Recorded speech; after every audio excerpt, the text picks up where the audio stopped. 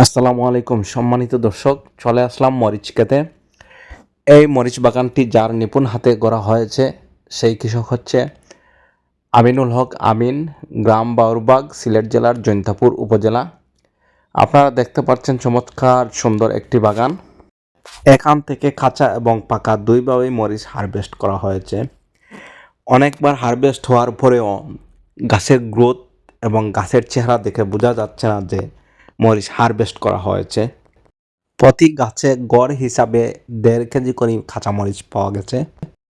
আপনারা শুনে অবাক হবেন যে এখানে একবার শুধুমাত্র মাইটের আক্রমণ হয়েছিল, তাই বার্টিমেক স্প্রে করা হয়েছিল একবারই। এছাড়া কোনো ফাঙ্গিসাইড বা পেস্টিসাইড স্প্রে করা হয় নাই। এ বিষয়টা আসলে অনেকে বিশ্বাস করতে পারবেন না, বিশ্বাসযোগ্য নয়। কিন্তু আমাদের কৃষক ভাইয়েরা কি জানেন, জমির চাষাবাদের জন্য প্রয়োজনীয় জৈব এজেন্টগুলোর উপস্থিতি যদি মাটিতে থাকে, তাহলে সেই মাটিতে যে কোনো ফসলই ভালো হবে এবং রোগ ব্যাধি আর পোকামাকড়ের আক্রমণ কম হবে, অনেকটা হয়ও না। তারই উদাহরণস্বরূপ এই ফসলের মাঠটি। আমি সকল কৃষক ভাইদের জন্য পরামর্শ দেই যে মাটিতে প্রয়োজনীয় জৈব উপাদানগুলোর উপস্থিতি নিশ্চিত করা।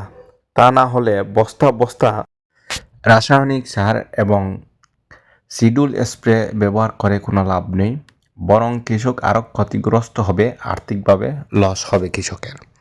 সম্মানিত কৃষক ভাইয়েরা, জমিতে জৈব এজেন্টের বৃদ্ধি কীভাবে করবেন সেই বিষয়ে তথ্য আমাদের কাছ থেকে নিতে পারেন, আমাদের সাথে যোগাযোগ করতে পারেন। আমিনুল হক মরিচ পাড়তেছে, তার সাথে আছে সালমান আহমদ, সেও মরিচ পাড়তেছে। মরিচ পাড়াগুলো আসলে ভালো লাগে, খুবই সুন্দর লাগতেছে। তাদের মরিচ পাড়া দেখে আমারও মরিচ পাড়তে ইচ্ছে হচ্ছে, তাই আমিও তাদের সাথে মরিচ পাড়তে লেগে গেলাম। গাছ থেকে মরিচ পাড়তেছি, আসলে অনেক ভালো লাগতেছে। সম্মানিত কৃষক ভাইয়েরা, কৃষি বিষয়ক যে কোনো পরামর্শ পেতে হলে আমাদের সাথে যোগাযোগ করতে পারেন। এগ্রি লাইন পেজটি ফলো করুন এবং লাইক কমেন্টের মাধ্যমে আপনার প্রশ্ন জানিয়ে দিন, আমরা চেষ্টা করব